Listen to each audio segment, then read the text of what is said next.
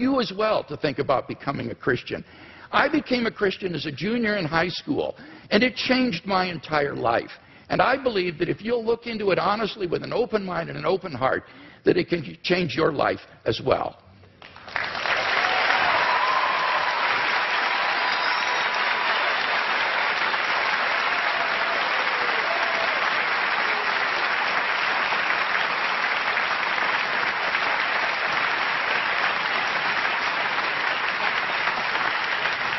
Mr. Hitchens has yielded his time, and therefore we move to questions, and we are directing those questions to students tonight. I want to repeat something Dr. Hazen said: there are stupid questions.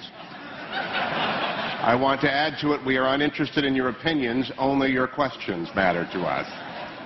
I don't know where the microphone is. Can we hear the first question? Each participant will answer every question. Dr. Craig, Mr. Hitchens, thank you so much. It's been great listening to you both. My question is for Mr. Hitchens.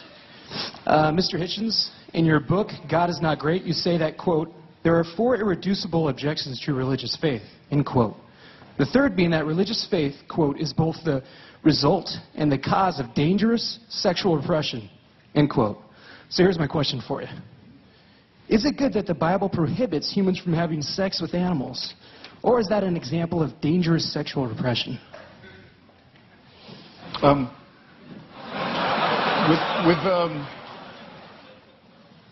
The allusion I was making was not to the man-made in the ordinary sense nature of religion, that you can tell from studying some of its codes that it's humans that are inventing it. That's why so many of the injunctions in the Old Testament are, as you quite rightly say, concerned with agriculture, shall we put it delicately.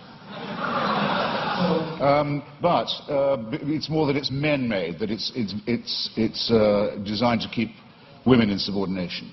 But could you answer the question? Do you think the Bible is right to prohibit humans from having sex with animals?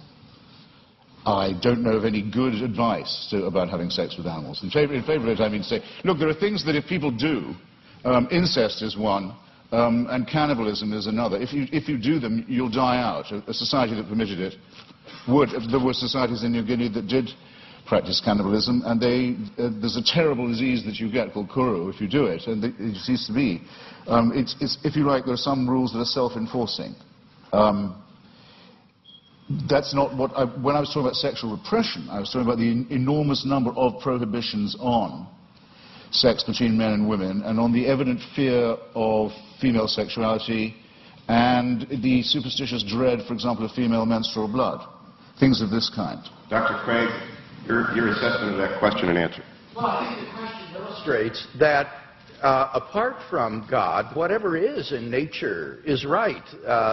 There is no thing barred in nature if there is no sort of objective moral code. So the question is a good one because it illustrates that here is a guideline for sexual expression that is very good for human beings and not something that's meant to be repressive or harmful to human beings. In fact, the studies I've seen says that religious people have more fun with sex than people who are not religious. And it actually shows that they are more sexually satisfied in marriage and so forth. So I think the question makes a good point. I think I have to have another bite at this.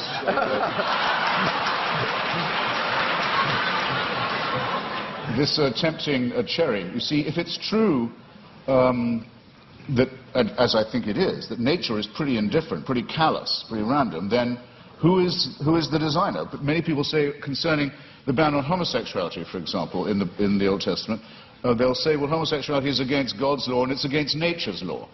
Well, in that case, why does nature see to it that so many people are born homosexual?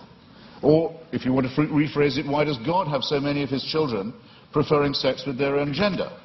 It doesn't help. It doesn't, in clarifying and elucidating this, it doesn't help to assume a supernatural authority. Whereas, if you look at the reasons given by Maimonides and the other sages for the practice of circumcision, it is precisely to dull and to blunt the sensation of an organ which I don't think even, well, I'll leave it there.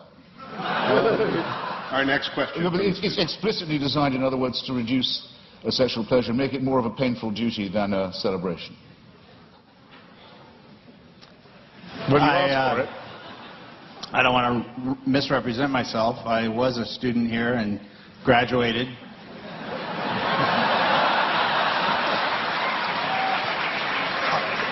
Somewhat by the skin of my teeth, but Mr. Hitchens, you stated that some of your most strongly stated arguments are that the results of religion, violence, death, destruction, the motivation being religion, discredit those who would promote a belief in God.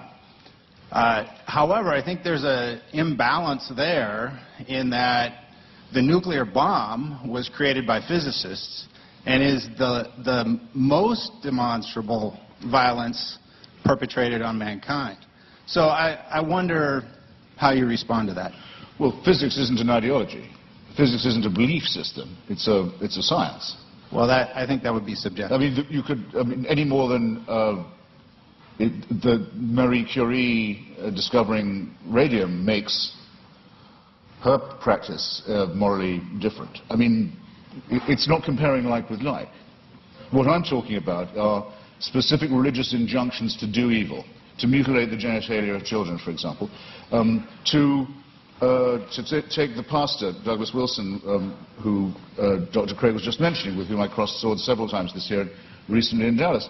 I happened to be mentioning to him about the commandment to exterminate the Amalekites in one of our debates. He said that commandment is still valid.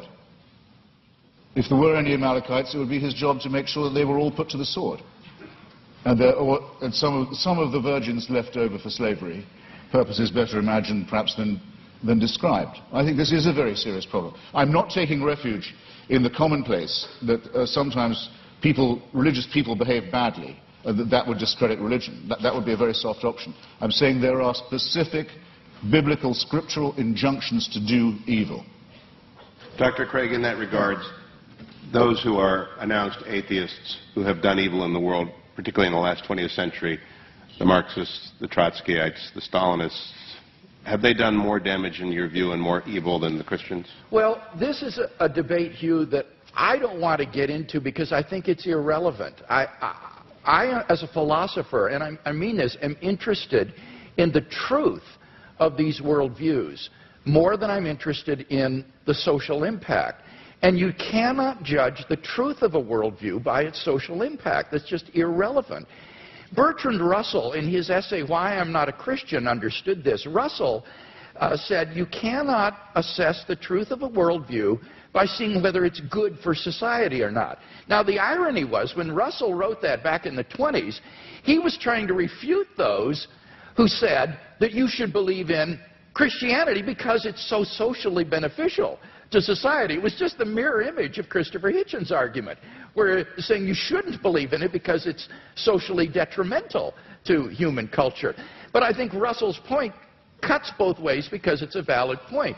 You can't assess the truth of a worldview by arguing about its cultural and social impact. There are true ideas that may have had negative social impact, and therefore we have to deal with the truth of these, the arguments for and against them, and not get into arguments about has Marxism or Chinese communism been responsible for more deaths than theism in the 20th century. No, I completely concur with what you say there. I mean, I just wanted to say that I think that those commandments are injunctions to do evil, but I would much prefer to say that the tribe that thought it was hearing these instructions from God to kill all of its rivals, exterminate all its rivals for the Holy Land, might possibly have had, I think it's overwhelmingly probable it did have, a need to seek and claim divine approval for the war of greedy extermination, annexation, and racist conquest that it was going to undertake anyway. In other words, I don't think there was an authority issuing that commandment, whether it was morally good or otherwise, as a matter of the truth. But I would add, and I think the concession is very well worth having, that there is absolutely no proof at all that Christianity makes people behave better. No, wait a minute, I didn't concede that. What I said, I wasn't going to argue that because it's irrelevant, but by no means did I concede that. And I do appreciate as well the way you framed the issue about the Canaanites. I think you're quite right in saying that this is not an issue about whether or not God exists. Rather, this is a